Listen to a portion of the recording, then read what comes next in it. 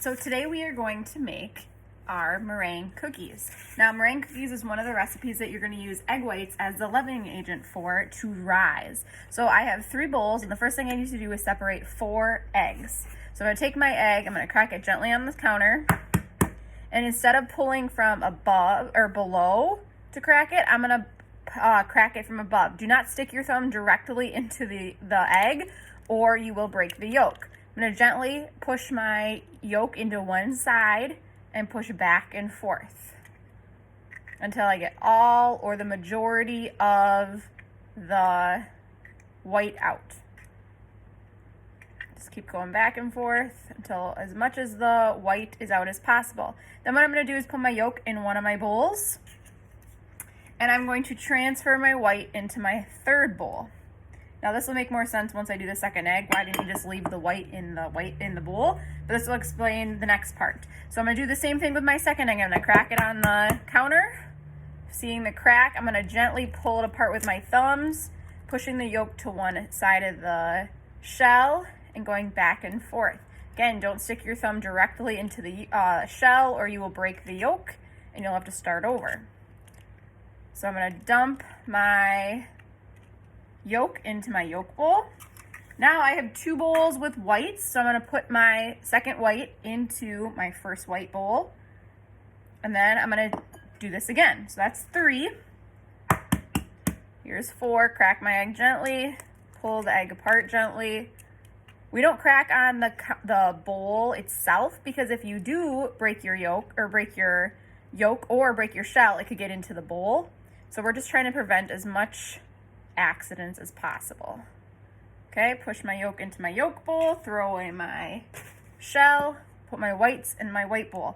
Now it's important that you use this 3 bowl method, because if you're doing 1 or 2 eggs, that's not a big deal.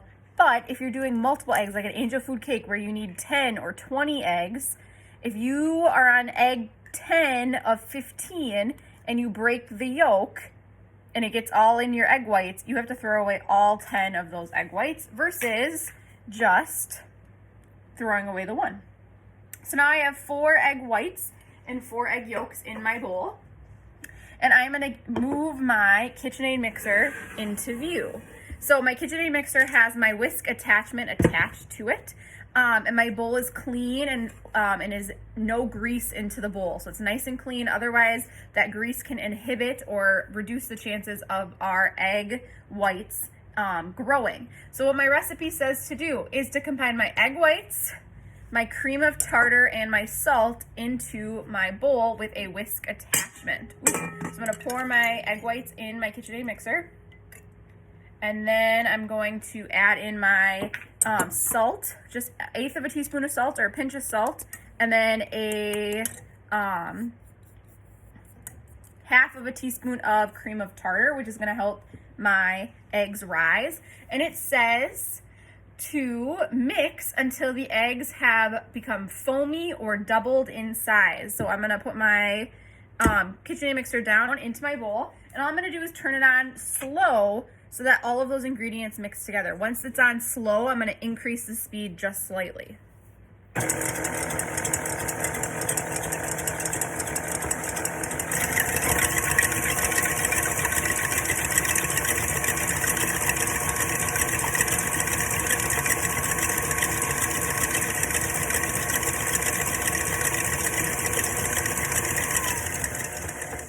So notice my eggs have now become bubbly, but they haven't doubled in size. So I'm going to let them mix on high for a few more minutes, maybe a minute more.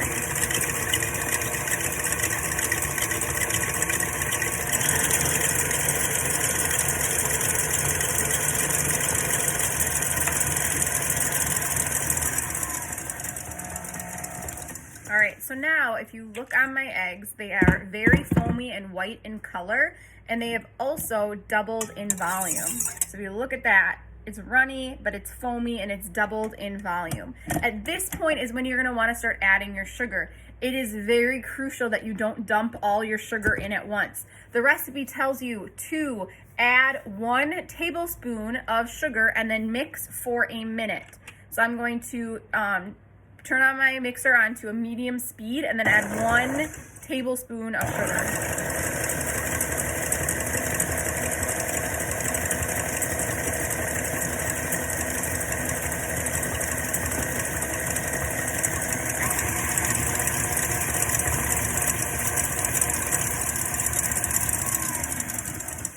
So now that I've added 1 tablespoon, I'm gonna add a second one. You're gonna add about a 1/4 to a 1/2 of a cup, so 4 to 8 tablespoons, and then wait a minute to 30 seconds. If you dump it all in at once, your egg mixture will not rise. So I'm gonna turn it on.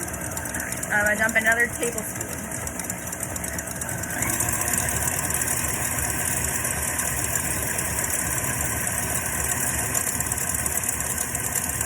All right, here goes a third.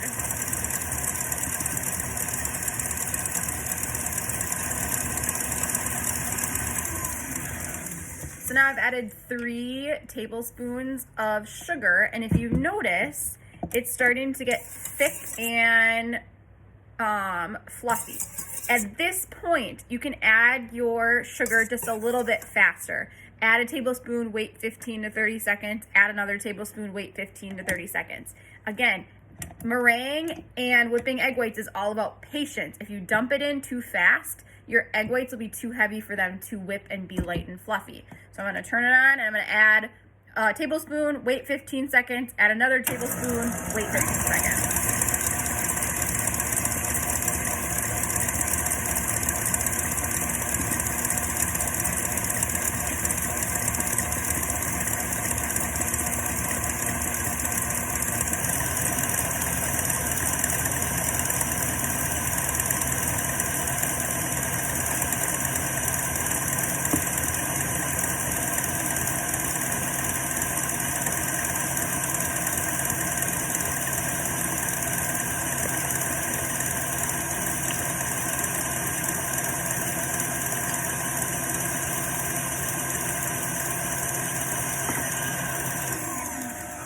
All right, so now that I've added all of my sugar, what I'm gonna do is I'm gonna lift up my whisk attachment. I'm gonna take off my whisk, and we're checking for the peaks or the consistency of our egg whites. Now remember that our egg whites, when we whip it with our whisk attachment, a whisk adds air to the liquid, so it's forcing the egg whites to get bigger by adding air. So I'm gonna take my whisk, I'm gonna spin it in my egg whites, I'm gonna flip it upside down, and so that you can see, I have made what looks like a little ice cream cone. That is a soft peak. What we want our egg whites to look like is a stiff peak, which means they stand up straight, all on their own, and there isn't any curl, so it needs to be mixed a little bit longer.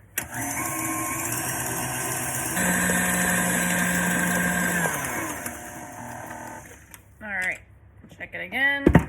So I'm gonna take some of this eggs off the whisk so they don't weight it down. Twirl, flip. Ooh, we're almost there. All right, we're almost there. It looks like the Whoville Mountain, which means that is a medium peak. So we're gonna mix it another full minute on high, and then we'll check it from there.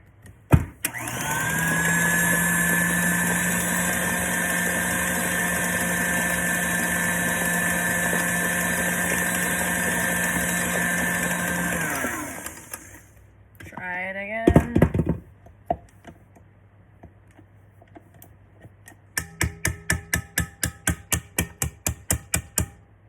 Twist, lift up, and that's what we're looking for. Notice that there is straight up, it's a slight curve, but it's pretty straight up and down. There's no curve to that tip of there's a slight angle, but other than that, it's good to go. So now I'm gonna put this back on, and I'm gonna mix in my flavoring. So you can pick whatever flavorings you would like. You need a teaspoon of whatever flavorings. I'm gonna use vanilla, but people can use peppermint, you could use banana, you could use whatever flavorings you want. I'm gonna add 2 half teaspoons of my already dirty spoon. So I'm gonna turn this on.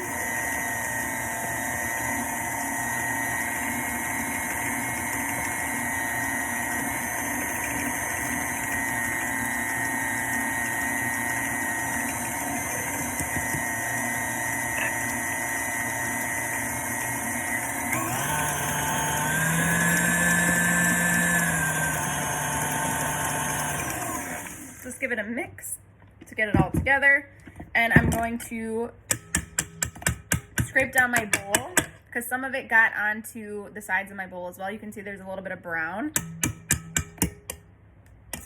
All right, So now what I'm gonna do is I'm going to get a piping bag,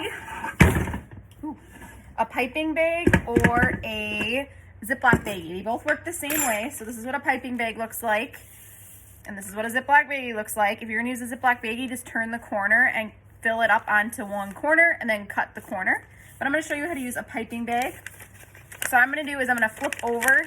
A Ziploc baggie works the same way. Put my hand in and flip over the bag. That way, when you fill up your bag, it gets closer to the center of your tip and the inside right here. And that you don't get all the meringue on the outside and make a big mess. So I'm gonna put my hand inside the bag so that I have something to hold on to. And I'm gonna take a rubber scraper and I'm going to push my meringue into the center. One thing that's really cool about meringues though is that you can kind of double color them. So what I'm gonna do is I'm gonna take some food coloring. I'm gonna put it in a bowl. Remember, food coloring stains, so you wanna be careful with what you're using it for and how much you're using it. And I'm going to take a rubber scraper and I'm just gonna get the tip wet and I'm gonna just do it down the sides of my bag. Trying to get just that blue to be on one side or the edge of my piping bag. Again, if you look, trying to keep it on one side. Obviously, if it gets on both sides, it happens. Then what I'm gonna do is I'm gonna pull my bag down and I'm gonna try to fill my pastry bag up with meringue. Again, pulling it down, opening it up in the inside. I'm gonna take my meringue, light and fluffy. It almost looks like marshmallow fluff. And I'm gonna push into the bag. So this is gonna make a lot of cookies and they're not gonna be very heavy. These are gonna be very light cookies. The texture is a very interesting texture. People normally either really like them or they don't really like them, and that's okay. But you wanna try them because you never know if you like them or not. Some people really like angel food cake and don't like meringue cookies. Some people really love meringue and they don't like angel food cake. It just depends. So what I'm doing is I'm gonna pull my bag up over and notice that I was kind of messy, but the inside of the bag is messy, not the outside of the bag, okay? So there is an air hole at the bottom, what I need to cut off.